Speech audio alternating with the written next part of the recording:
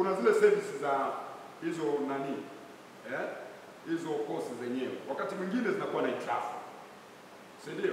Sasa kama kunakuwa na hitilafu kama hitilafu nyingine, ni vizuri IT upo, si upo IT na mpo wengi, hakikisheni na ninyi mnakuwa na loko ya kujua wapi kuna hitilafu, mfanye nini kwa wakati gani, ili ndani ya muda mambo haya yawe yanakwenda kwa usahihi, yasiathiri kwa upande mwingine kutokana pengine na jambo ambalo linaweza likawa linatuhusu sisi, kwa sababu sisi na wao wote ni kitu kimoja, na wote tuko chini ya nini? Chini ya sheria. Wote tunatakiwa tutende haki, wanaotendewa na wanaotenda, wote tunahitaji haki. Haya tulizozungumza kwa pamoja ni vizuri tuombe yazingatiwe, na tunaomba yazingatiwe, na hasa kwa wale wanunuzi. Ninyi wenye magari mnaweza msiwe na shida, kwa wale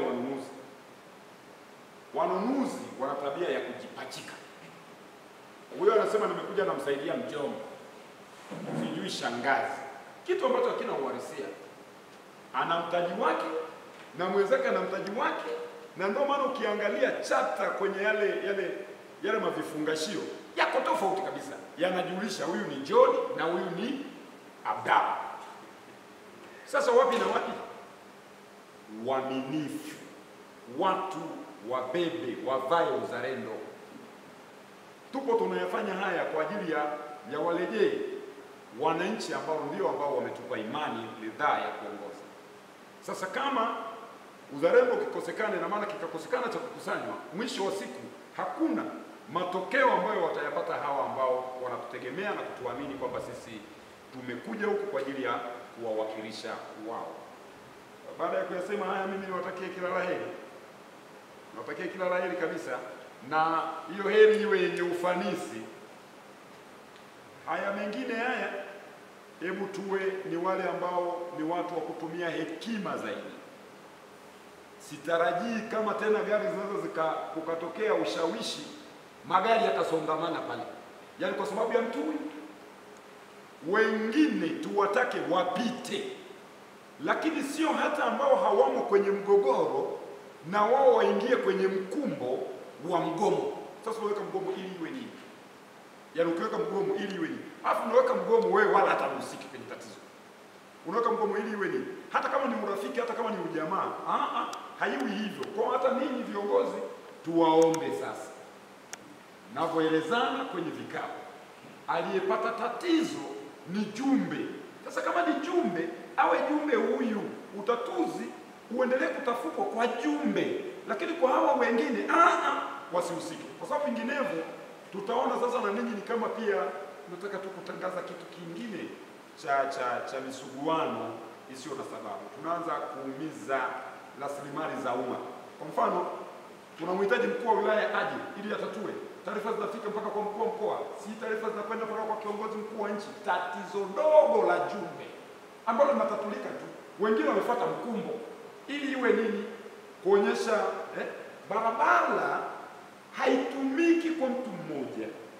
Barabara inatumika kwa watu ambao wanatoka nje ya nchi na ndani ya nchi katika maeneo mbalimbali, wafanyabiashara na wasio wafanyabiashara. Sasa unazuia hata wasio wafanyabiashara kwa makusudi gani? Na ninyi ikitokea wako wengine watachukuliwa hatua za kisheria kwa sababu unafuata mkumbo wa nini?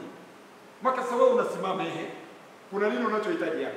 Ulicho wewe kiupo ni kitu gani? Si hakuna. Sasa kama hakuna, kwa nini usiende? Haya, kuna wagonjwa wamebebwa kwenye ambulance, wamepewa referral waende huko wakatibiwe, wapone, wapate ukarabati wa miili yao, wapone. Sasa unasababisha wanafia pale, wengine wajawazito kwa sababu tu ya huyu jumbe mmoja. Hapana. Hiyo na sisi ndio tunayosema sasa, hapana.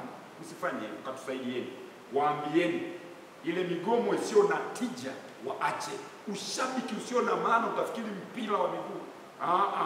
Hapana. Kwenye uchumi usifanye ushabiki, maana unaweza kupoteza kwenye uchumi. Si ndio? Maana inaweza kutokea pale, unaweza kusababisha watu wakatokea huko hawana mapokeo vizuri.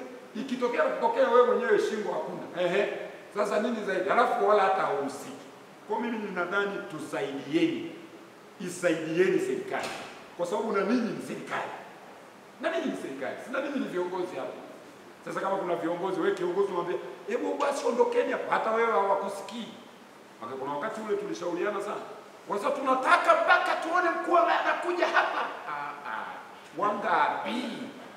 Wangapi mliokiukwa? Wangapi? Mmoja tu. Haiwezekani jamani, mzunguka mpaka kule. Hata hao wanaoenda sasa kule kwa ajili ya kufuata mahitaji, na wao wamezuiwa, hawezi kupita kwa sababu barabara yetu imefungwa. Sasa ya kwako barabara ilijengwa kwa ajili ya kwako peke yako? Hapana. Mimi nadhani hilo itatokea. Tulitumia busara wakati ule. Tulitumia nini? Busara. Wewe kuna shida, paki pembeni, tutatue shida yako. Acha barabara iwe huru, kwa sababu barabara haina makosa.